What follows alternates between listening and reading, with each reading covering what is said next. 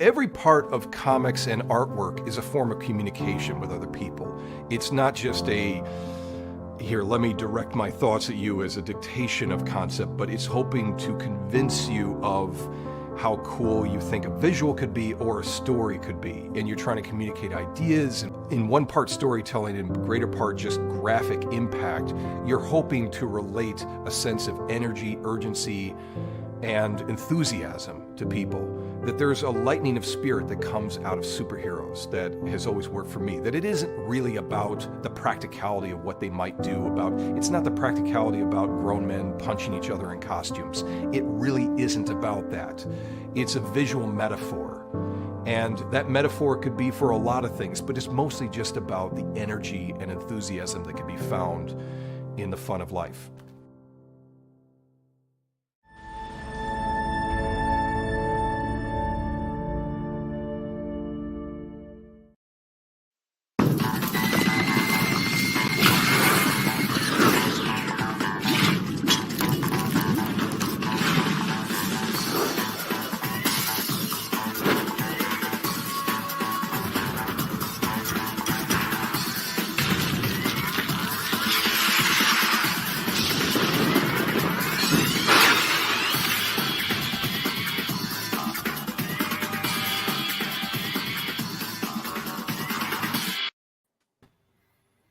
Welcome back, everybody. It's time again for another episode of Word Balloon, the comic book conversation show. John Suntress here.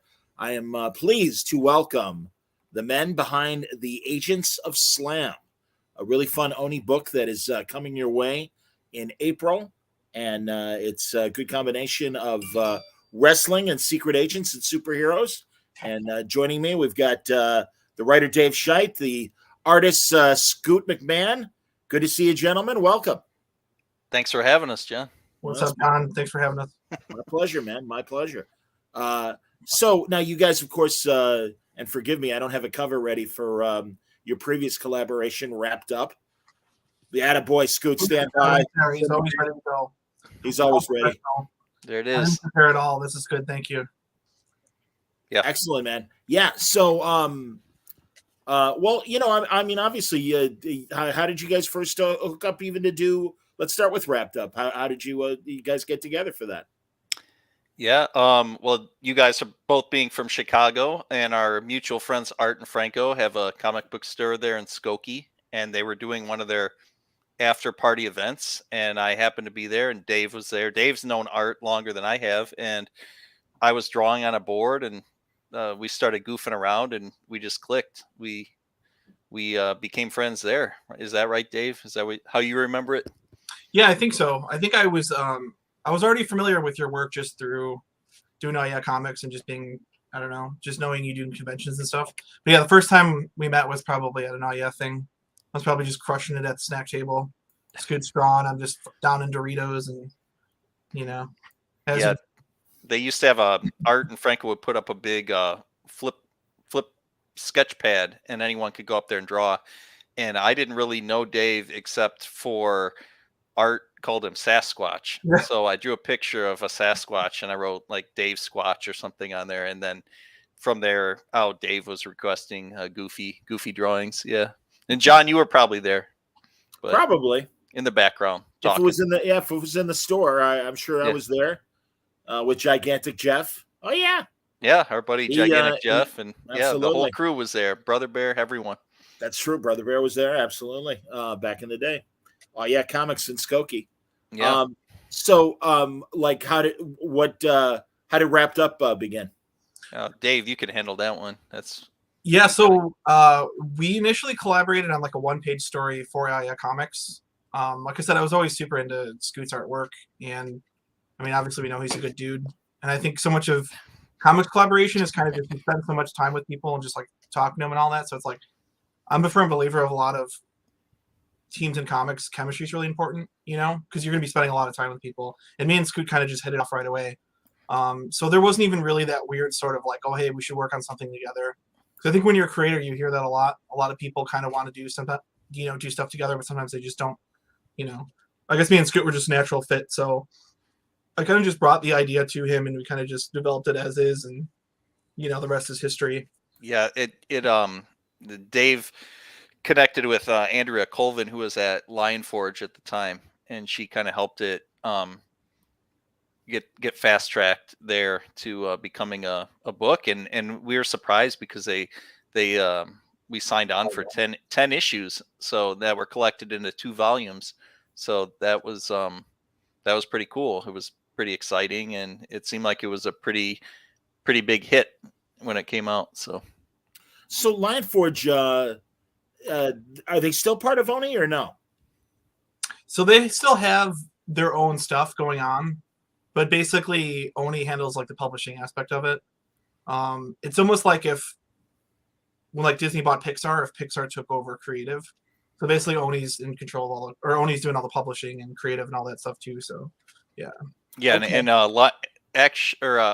Agents of Slam was pitched originally as with Lionforge, and then they had their shake up there, and Oni was interested in picking it up, so we kind of did like a restructure with them, restructured our deal, and they were really into it. So that's great. I'm a massive Oni fan. I have been, Christ, for 20 years or so. I mean, really, since I got back into comics, when they were publishing Clerks, and they were the publisher of Queen and Country for Greg Rucka and all the artists that he had, and people like Christina Weir. I love her books and everything. So no, they're a fun company. They're really fun. Yeah, and the more casual fans out there probably know Scott Pilgrim is a Oni book, and it became a movie and everything. So yep. Brian O'Malley, absolutely. Very, very cool. So Wrapped Up, as already said, minimum wage mummy, basically a family of mummies. Which I that's cool. I mean, obviously that as far as the pantheon of monsters, I think mummies are kind of the forgotten group in the pantheon of what do you think of as classic monsters and stuff. Yeah, it was really important for us to make sure that mummies get their shine. And I think I don't know, it's kind of just like I said, as far as the collaboration is just a natural thing. And we, even with both Wrapped Up and Agents of Slam and some secret stuff me and Scooter working on right now, it's always kind of been about us making the comics that we want to read ourselves. So creating and working with Scoot and all that together, both with Wrapped Up and Agents of Slam, it's like I don't know, sometimes I feel like we share a brain, and I feel like that's a really good back to like the whole creative chemistry thing. I could just kind of bring a little thing and then, oh, what about this? What about this? What about this? It's like, all we do is just joke and say like funny stuff, and it's fun. Yeah, collaborating with Scoot's the best. Yeah, we joke around a lot because like Dave's pretty generous with his scripts, so he'll send me a script and he doesn't mind if I tweak it or add things here or there. And then the same with the art. I'll always show Dave like the art before we send it to the editors, and he'll have his little things like, can you add this back there, or do something like that. So it is a true collaboration and co-creation of these books that we're really in sync with each other. And also we found out just by working together on a lot of this stuff, we do have a mutual fondness for Halloween and all things spooky. I always loved Halloween growing up. It was my favorite holiday. And I obviously don't wear it on my sleeve as much as Dave does with his infatuation of horror movies and stuff. But we both kind of dig that Halloween vibe that's out there. Yeah. Well, the Peanut Gallery showing the love here. Wayne says you guys are the Kirby Lee collaboration for the next generation. I'll take it. Yeah, I'll take it. And John says you guys did a great job fitting in a lot of cool monsters and pizza into Wrapped Up. Oh yeah. And he especially liked the Kaiju episode. Thank you. Nice. Well, I think he's going to love Agents of Slam then, because there's a lot of weird stuff from different genres jammed together, but hopefully it's woven into a cohesive story that people will be into, especially fans of Wrapped Up. So that's excellent, man. And then Artie was saying too that he had the original minis, I guess, of Wrapped Up. Is that right? Oh yeah, originally it was a mini comic. Yeah, originally it was called Minimum Wage Mummy, and it changed quite a bit. It was kind of the same sort of like setup, but it's it was a lot different. But definitely the beginnings of it were there. Did you put those in the trades? Did you put the minis in the trades? No, those are just like self-published. So those are almost kind of like, sure. I don't want to say collector's item because I have probably a ton of them, like laying on my floor somewhere. But it's cool. Yeah, it's cool to see back to like the whole collaboration thing, it's cool to see, you could just come up with an idea, right? At the end of the day, it's only words on paper. But a true collaboration, it's just like seeing Scoot bring this stuff to life and kind of just us just thinking about all the stuff that we want to put in a book. We just do it. And that's what's fun. And that's kind of what going from Wrapped Up to Agents of Slam. Wrapped Up was more kind of comedy, and there was hijinks and there's some action and stuff like that. We kind of just realized like how fun it was writing action and doing scenes and, faster moving momentum and stuff like that. So that's what's cool about Agents of Slam is we're able to kind of really hone in more on our love of action movies and wrestling and monsters and, honestly, anything. I feel like we created a world where you could just like throw in anything and it's like, it works. It fits within the realm of that world. And for us, like creatively, that's super fulfilling to be able to just like come up with an idea and then just like, hey, what about this? What about this? What about this? And make it work. So yeah, and nothing's off limits with the world we've kind of established in Agents of Slam. Like the sequel could go anywhere. So yeah. Could the Wrapped Up family wind up showing up in Agents of Slam? I don't know if it would be like a true crossover, but maybe it's like a cameo or something like that. Yeah, keep your eyes open for some surprises. And they may even be in Volume 1 if you look hard enough. You can see some of the characters in the crowd there. I tease that so bad. Yeah. Like, oh yeah, just look at it. It's probably might be in there. That's great, man. A world that's like, yeah, I feel like if you love Wrapped Up, you love Agents of Slam. I feel like it's very much a Dave and Scoot book. It's a lot different, and we're able to kind of stretch a lot of different muscles within that book creatively, but it's still very much like if you dig what we did on Wrapped Up, Agents of Slam is going to be different, but more of that David Scoot goodness. Yeah, it's a more of a cohesive story where, like Dave said, Wrapped Up was like one issue, start to finish stories. Volume 1 of Agents of Slam, there's a lot of different plot lines and things that are resolved and by the end of the story, where Wrapped Up just kind of starts over every issue. So like a TV show. Yeah. Okay. Well, you also, in addition to sending me the first book, you also sent me kind of a mini comic primer that you guys created. Yeah. And here are all the main characters now of Slam. And you got Patrick Johnson, who not only is the promoter and chairman of Slam Wrestling, but he is now also the president of the United States. Yeah, and it's like what would happen if a wrestling promoter became president of the United States? Like he's going to use his wrestlers as secret agents, of course, because they all got their unique finishing moves and personalities, and he can trust those guys to go out and get the job done. Well, after Jesse Ventura was made mayor or governor of Minnesota, we're not that far away. Yeah. And of course, what was the movie with Mike Judge? Idiocracy. Idiocracy, absolutely. Where Mayor or President Camacho, by Terry Crews, absolutely. He's a former wrestler. That's right. Why not? Yeah, absolutely. So he starts to form the team, and we got Bruno Bravado. Yep, the leader. That's the leader of the team. Yeah, he's just like the fan favorite. He's kind of like the most famous wrestler in the world, and he kind of leads the team when they're out in the field. Excellent. And then we got Katie's the cover girl there on the front, Katie the Kid Jones. So what's Katie's deal? So Katie basically is the world's biggest wrestling fan. You got a question about wrestling. She knows it. She knows all the history. She knows all the moves. She might even know all these wrestling moves more than the actual wrestlers themselves. So yeah, basically the setup is she's runs like a wrestling YouTube channel, and she's just like the most dedicated diehard wrestling fan you'll ever meet, ride or die, And she's kind of based on, I would say, there's a lot of these people on YouTube that, whether it's sports or wrestling or comics, that they break everything down, and they, like Dave said, they know more sometimes than the wrestlers themselves, because they know everything about every match, every move. Use this move in this pay-per-view, and the wrestlers, they don't remember, So that's how she is in the book. She's kind of like, and as a reader, she's like your point of reference. Like she's explaining things to you without outright explaining it. She's like, hey, remember when you did this? So you learn about the characters through Katie's interactions with them. Got it. And then there's Marvelous Monica. Yeah, Marv for short. She's kind of like the the serious one in the group. She trains the wrestlers and at the training facility, which is underneath the White House, because obviously they work for the president now. So she's all business, and she's pretty tough, and you can't BS with her. She knows if you're lying. And then you got the Red Reaper. Oh, there he is, Dave. Yeah, we had so much fun writing this character. And back to what Scoot was saying, how we're both like obsessed with Halloween.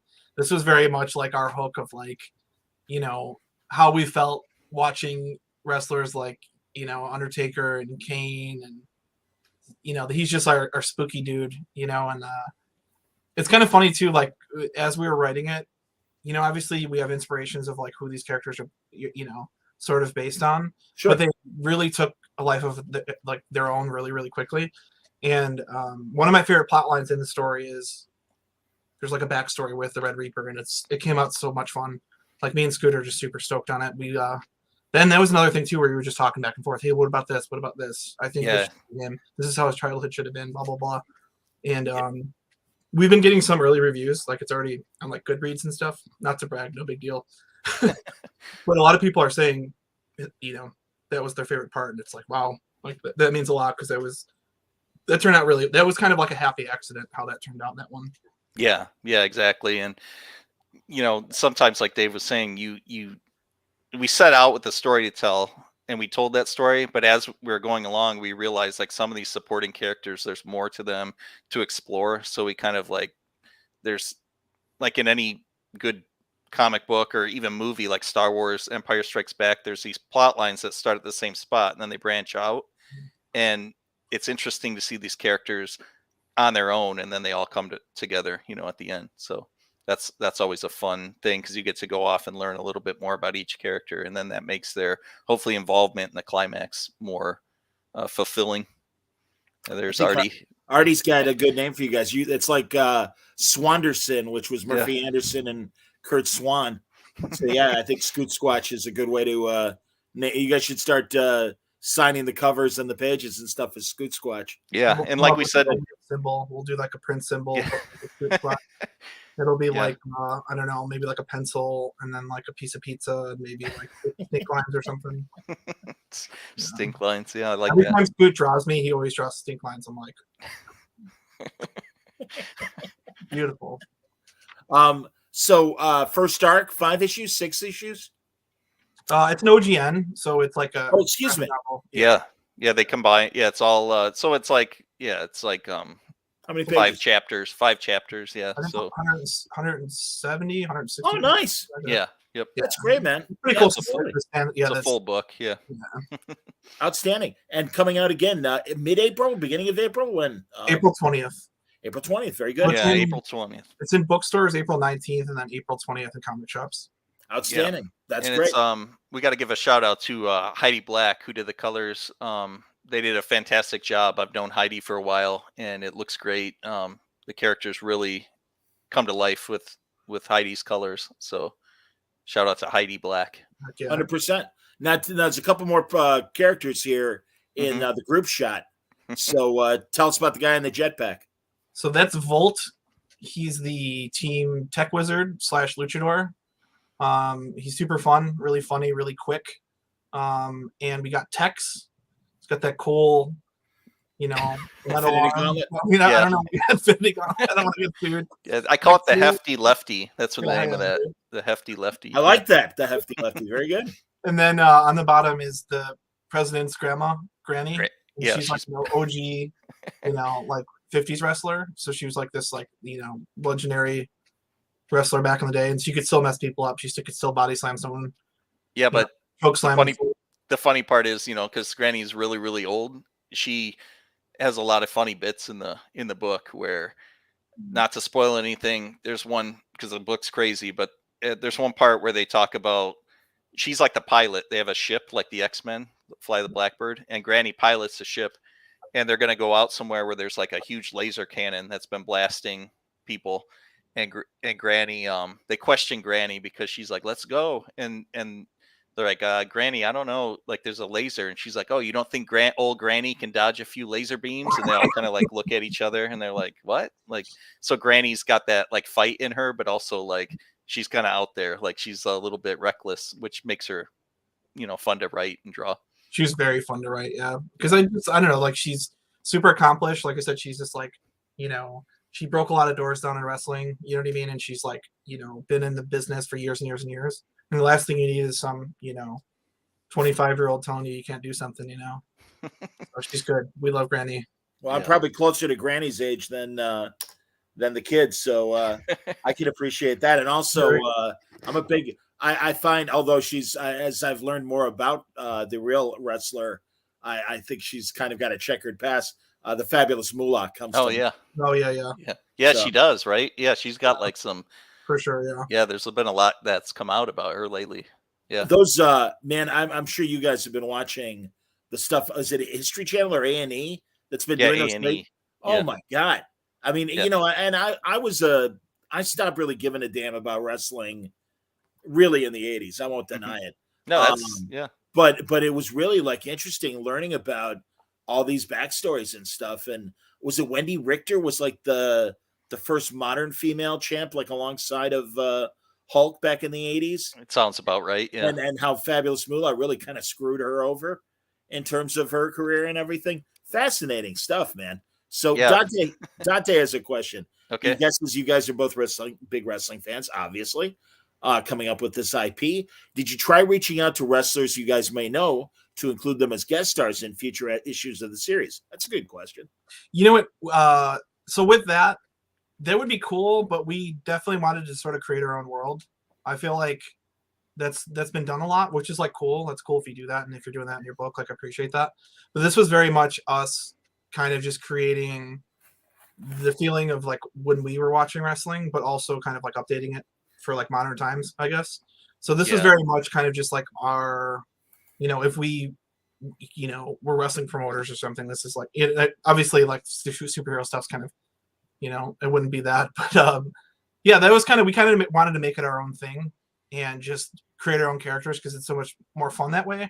And you're not tied down to, I don't know, making someone look bad or I don't know, even like weird stuff. There's a lot of weird legality stuff sometimes when we work with like celebrity stuff, like likeness rights and like stuff like that.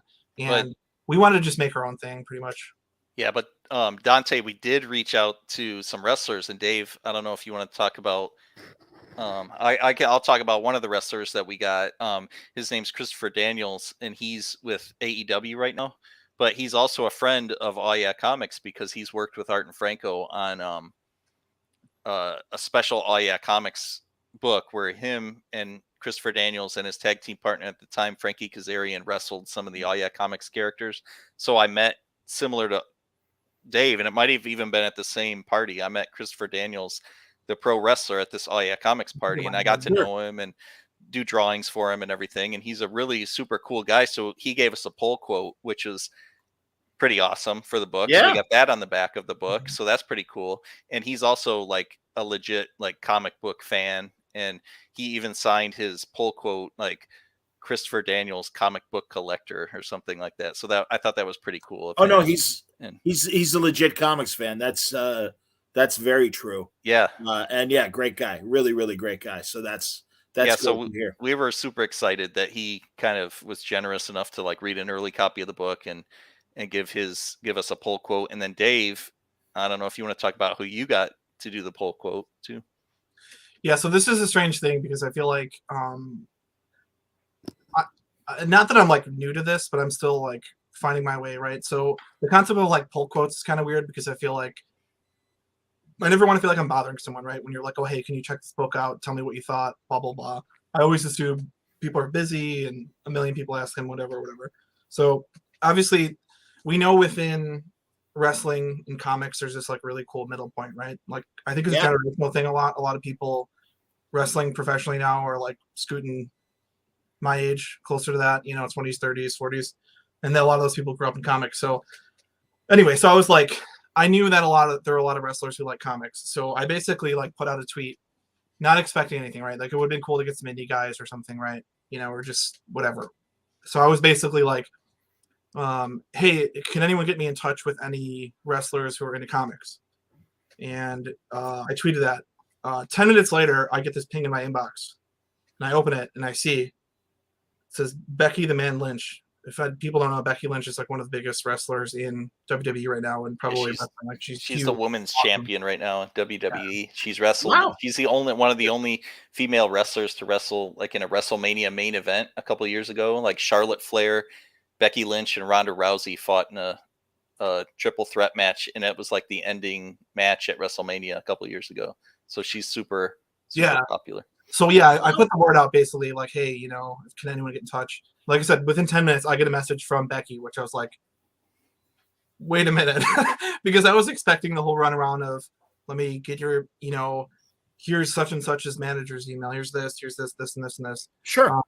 So not getting too into it, but Becky went out of her way to reach out to us and help us out. Checked out our book, liked our book, which is amazing and a huge honor, and it rules. And she wrote a really, really nice forward/blurb for the book. Wonderful. And yeah, for me, that's kind of just, I think sometimes we think celebrities and people in pop culture are like so out of reach. And then someone just goes out of their way to do something really cool for complete strangers. Like, we don't know her. We've never met her. We have no connection, no professional connection, no obligation. She was just cool and liked our book and said some nice things about it. And that's super, super heartwarming. Yeah. Like, so cool to just take a chance on us and do something nice. Like I said, for complete strangers. Like, she didn't know us before this. She went out of her way to say nice things about her book and use her name, which she's worked her entire life to, you know, build up on. And we're super, super grateful. That's like what I tell like younger people when they want to know, like, you know, how do I network in comics or how do I break in? And it's like, you know, for all the bad things associated with Twitter, sometimes, you know, Twitter, Instagram, Facebook, like, you can really just by chance sometimes connect with someone that will really help you out. And that's kind of what happened there with Becky. And then, like I said, with Christopher Daniels, we've just kept in touch with him on social media. And also, Dave, I don't know if John knows this, but do you want to tell him who did the pull quote for Wrapped Up? Oh yeah. So this is another thing. Dave Pilkey, who writes Captain Underpants and Dogman and Cat Kids Comics Club, who's literally the biggest comic creator in the world right now. Absolutely. Yeah. Like you said, completely like, you'd think unattainable. Like, this person who's just like completely just like so far away from anything I've ever done, never going to run into him. So I sort of kind of knew him a little bit, not by much, right? Like, again, still complete strangers, right? Because when you work in comics, you get to know a ton of people, and that's cool. And you talk to a lot of people, and that's fine, whatever. And with the same thing with the Becky Lynch thing, I think you go into it with kind of just, you got to have super low expectations, right? You can't just build up on this thing like, oh my God, hey, you like, please, blah, blah, blah, can you do this for me? It was none of that. We more or less, when Wrapped Up was about to come out, I got in touch with Dave, and I was basically like, hey man, this is the book I do with my friend. Let me know what you think. You check it out, no pressure or whatever. And he got back to me, you know, a couple weeks later, and again, loved our book, which is like insane to us because it's like, he's just so prolific and amazing and so funny, and just, he keeps getting better and better and better. And for a stranger like that to take a chance on, you know, younger creators and people who aren't super established, like, is so cool. And honestly, for me, I think part of the success me and Scoot have with stuff like that is just being cool, not being networky and clingy and blah blah blah, just having fun with what you're doing and just getting in touch and surrounding yourself with the right people. And yeah, you have to be sincere about it too. Like, when you're reaching out to people, you know, John, you have to reach out to people all the time. And I'm a very firm believer with just like, when someone's really, really enjoys what they're doing, especially in comics, that comes across on the page. So I really think when people read Wrapped Up, they're like, these guys had a lot of fun working on this. And I think a lot of our success within people saying nice things and people liking our work, it's just, I think the fun of it comes across, and just the sincerity of like me and Scoot just like telling these stories we want to tell. I think like it helps a lot. That's huge. Absolutely. Yeah. If you got a minute, I'll read I don't have a minute. I'm sorry. We're done. This is Dave's quote. If the viewers out there have a minute here. Dave's quote: "Great fun." From Dave Pilkey. Boom. That was his pull quote. Great fun. Wow.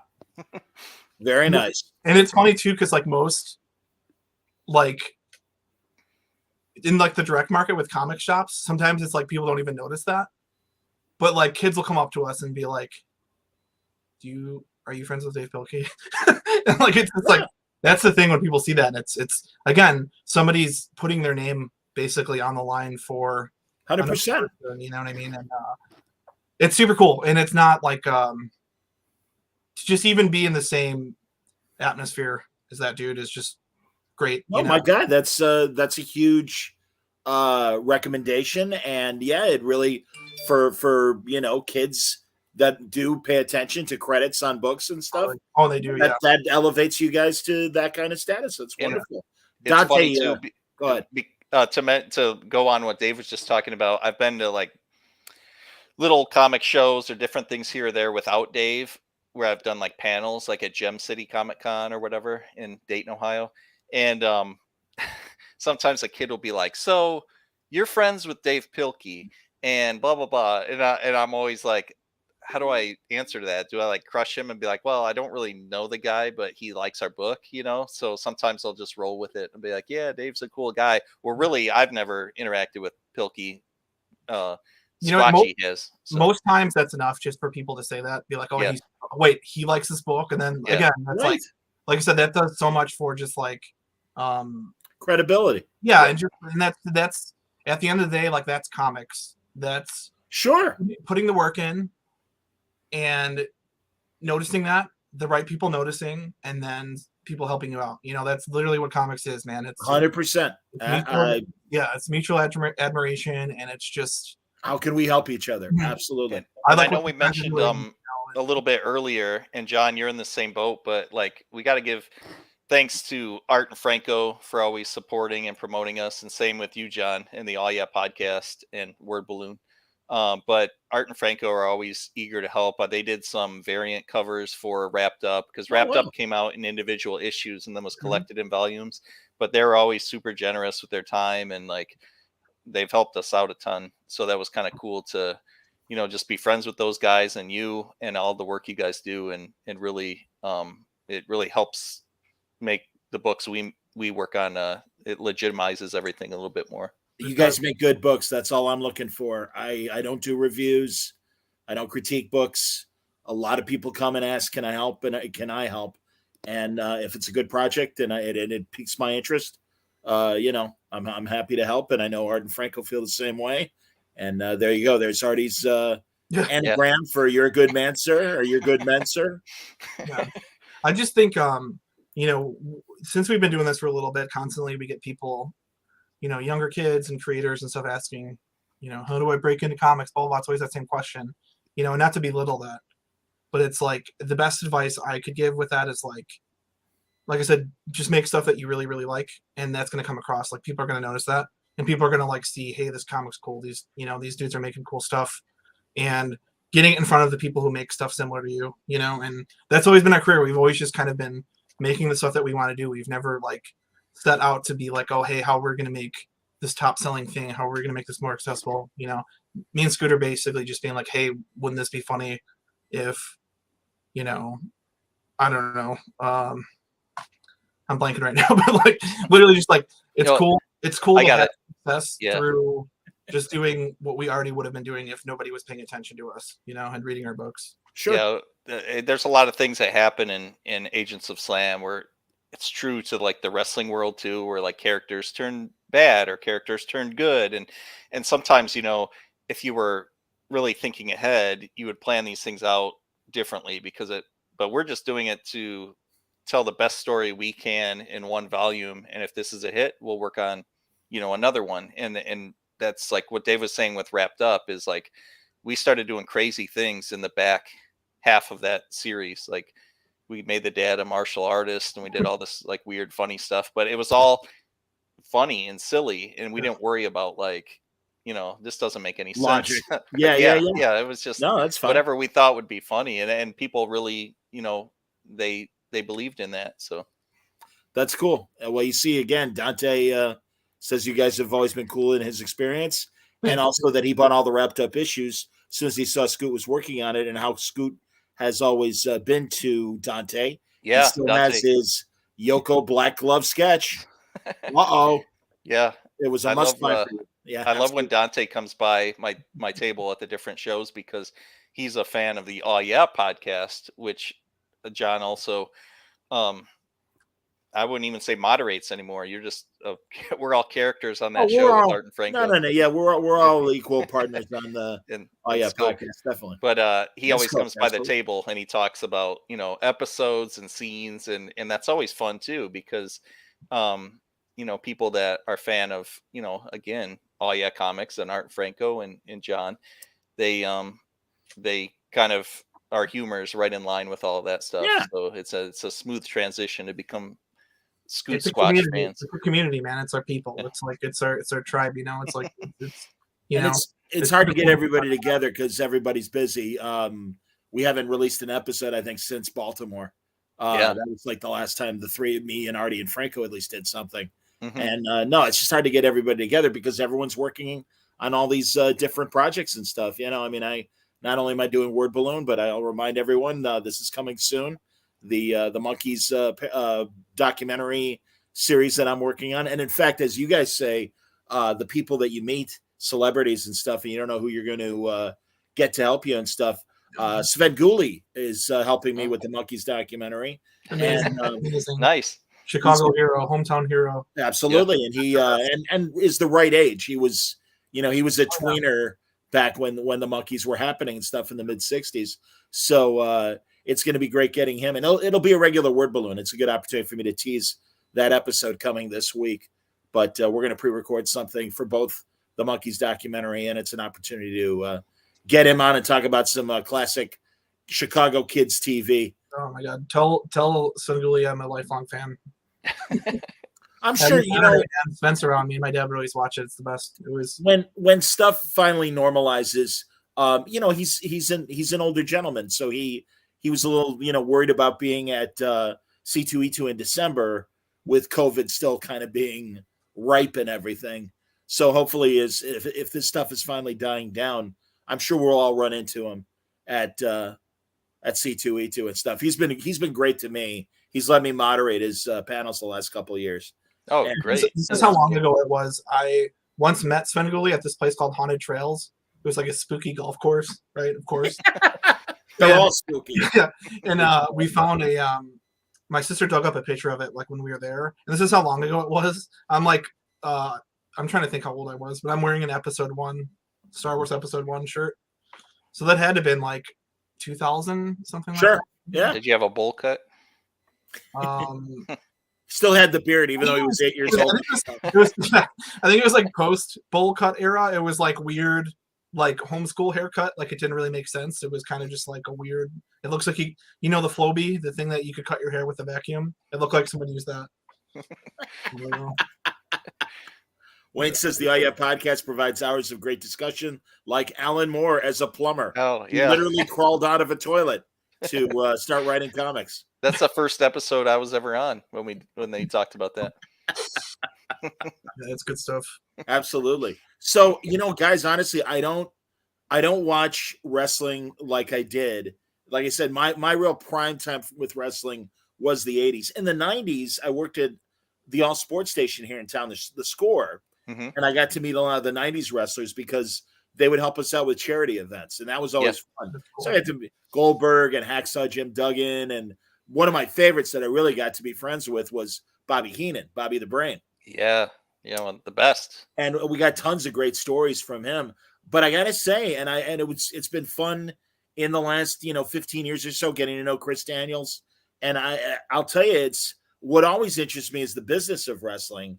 And man, AEW, you gotta hand it to them coming out of nowhere and making the splash they did. And I'll tell you, not only here in town, but being at other conventions in Connecticut, Mitch Halleck's Terrificon, and at Baltimore and stuff.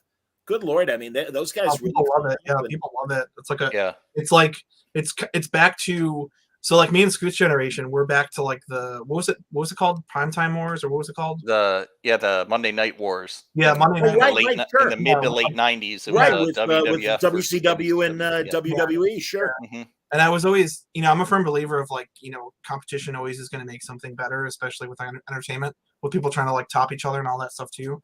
And AEW has been awesome. And I feel like it's cool to see wrestling go back to kind of theatricality of kind of the 90s, where because for a while, you know, it was like fun, and then they did the whole Attitude Era, which is like really funny to me, but also like kind of like a weird downcline after that. But AEW is just really like fun and goofy, and Yeah.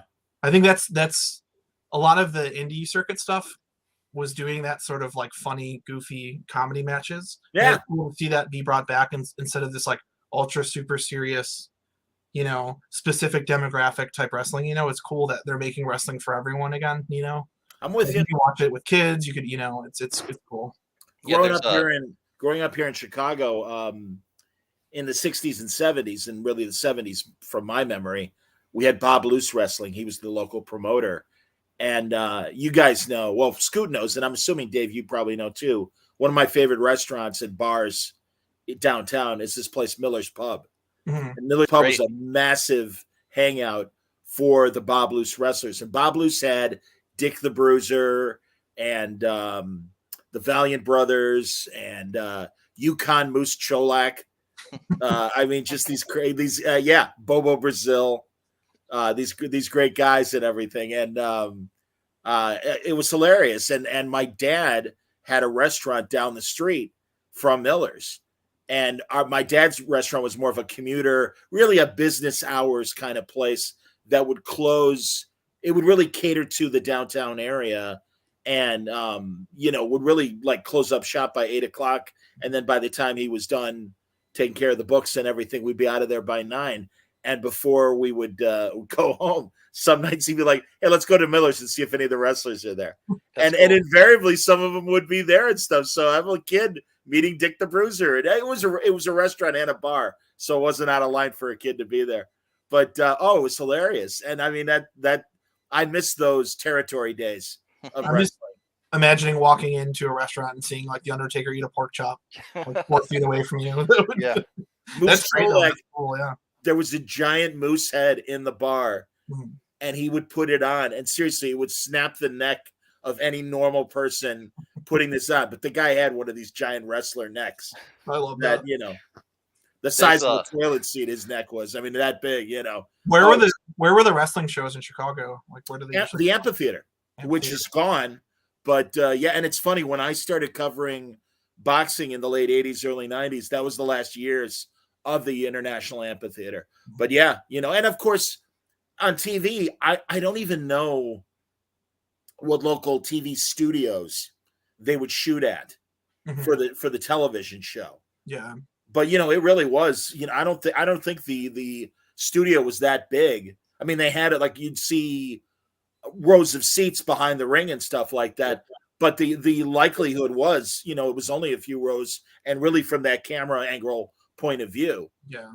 So it was just classic local TV wrestling that, started in the 40s and 50s, and the format hadn't changed much by the 70s. And that's why, Dave, like you said, wrestling's always been peaks and valleys in terms of the presentation, and then the new innovation that comes afterwards. So it was a big deal when the WWF kind of bought up all the territories, and you had AWA with Ric Flair versus WWF with Hogan and the Iron Sheik and then Macho Man Giant and Macho Man and everybody. No, I mean, it's funny. Aubrey Sitterson, great comic book guy and very much into wrestling as well. He's invited me on his wrestling show a few times. And I'm like, well, I'd rather talk about the history. And he's like, oh, no. We totally do, a review of Raw, a review of whatever, the weekly shows are. And I'm like, no, I'd be lost, man. I'm like, I got nothing for you.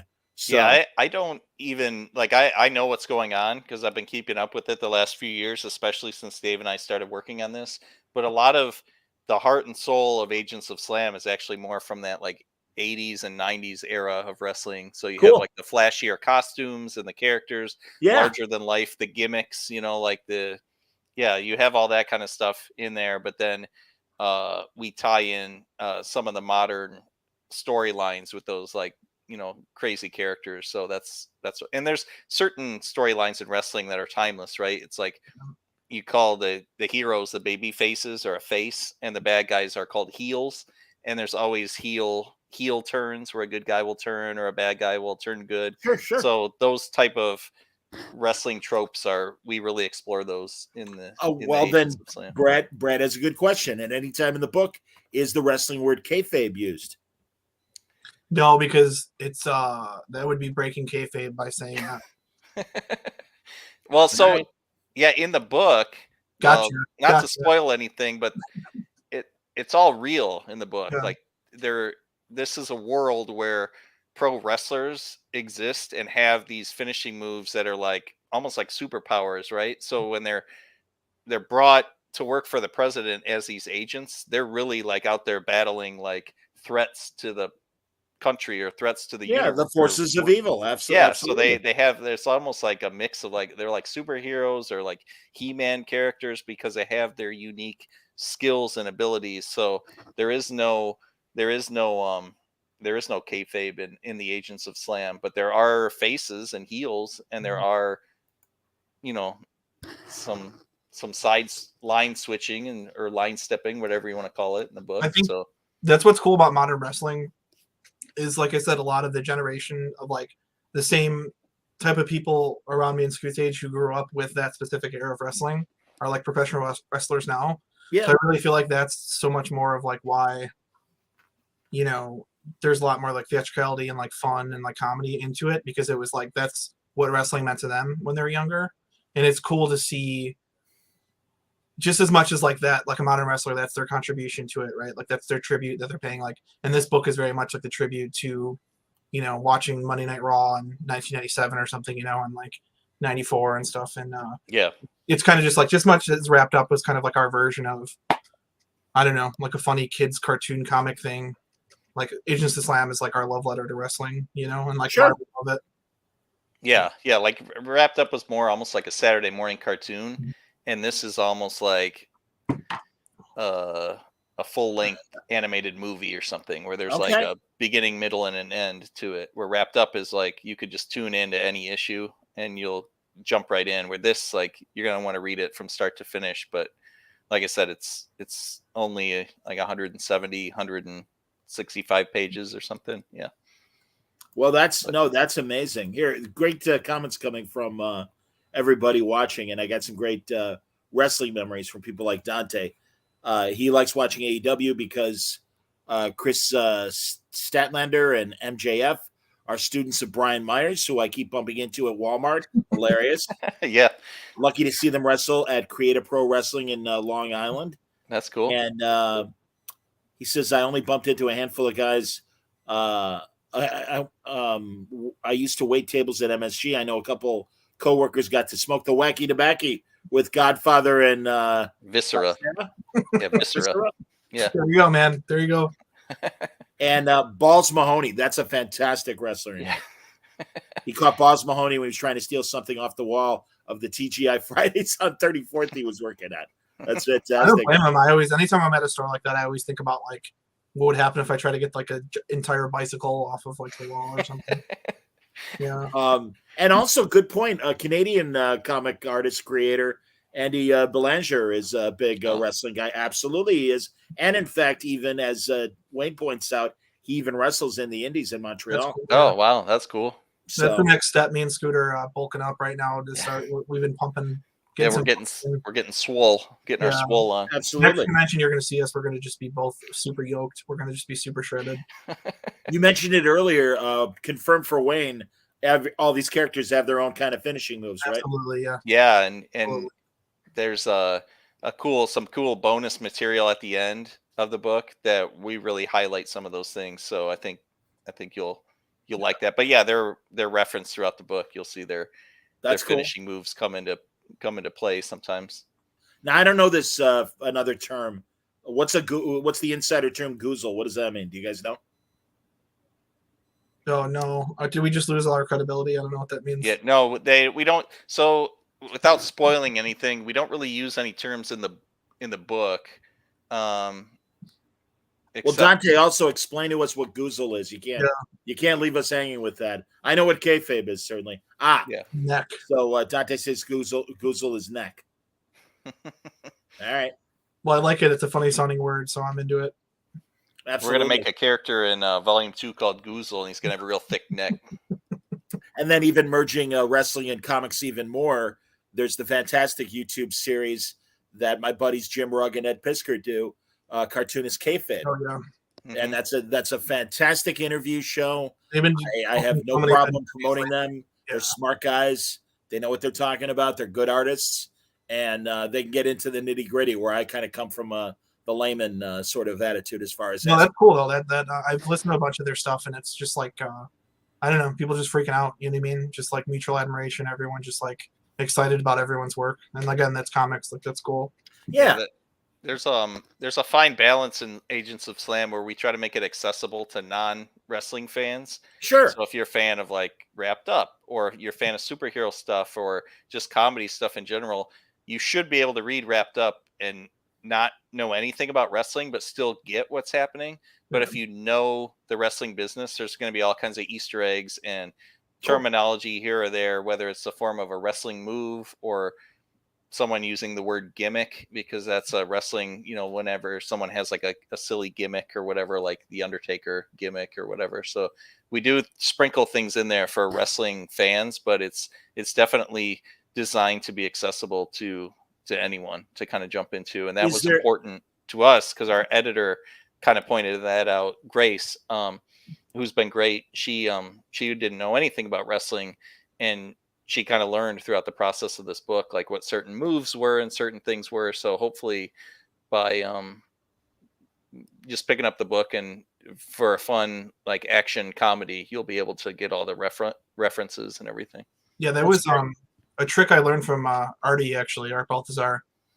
And it's a super great advice of comics is, every book you make, that could be someone's first comic. So you never know. You can't just assume someone's going to know this or whatever. That's right. And especially with kids comics, it's always going to be like an entry point.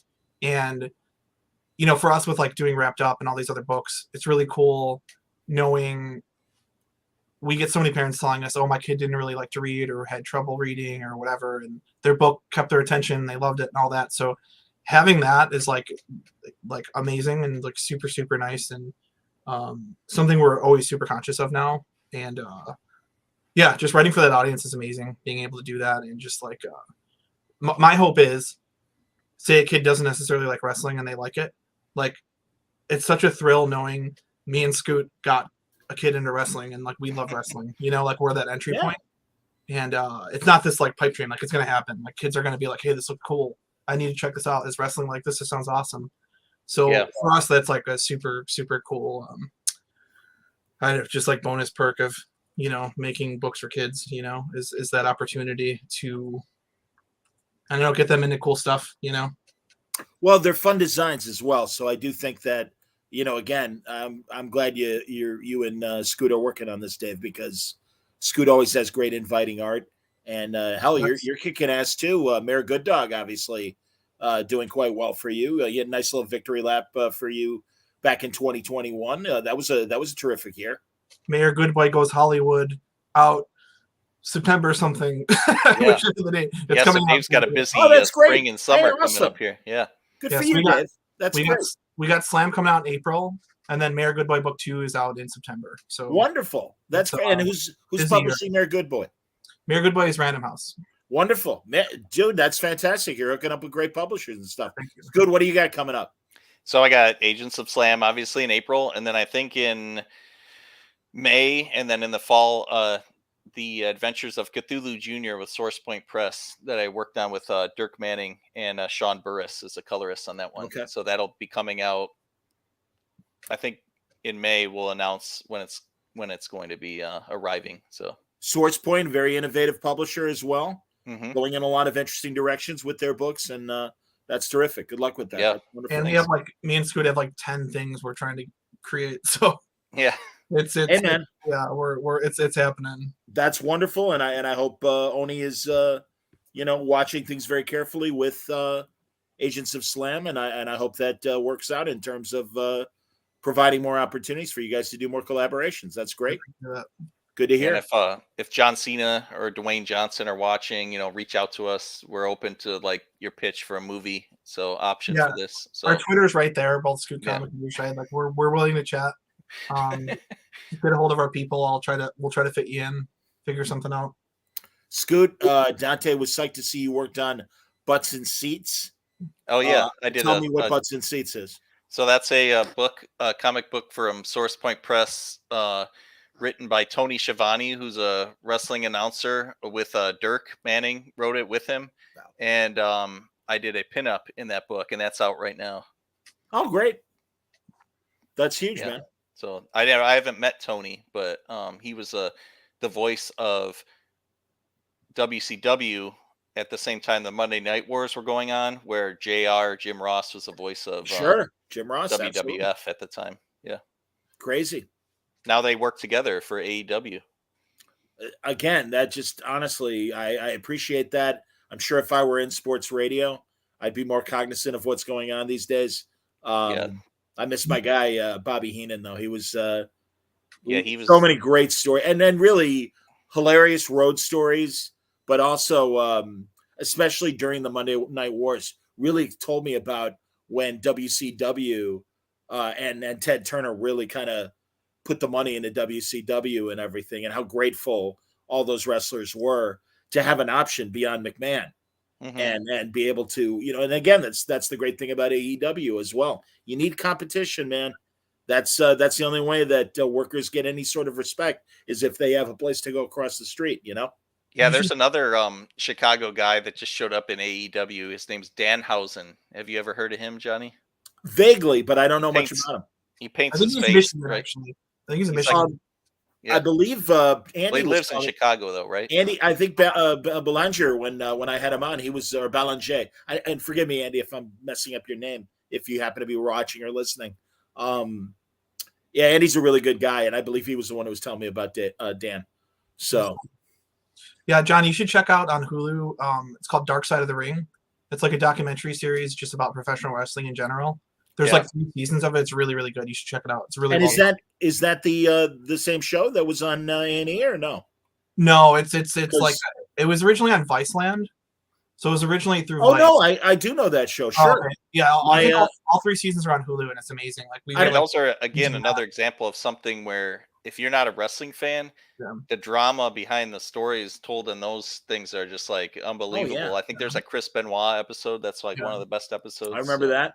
And it's like very like honest. It's like it's not really like they definitely present. It's not like because the problem with a lot of those A&E ones is like those are produced by WWE. So a lot of those will go through, the boss.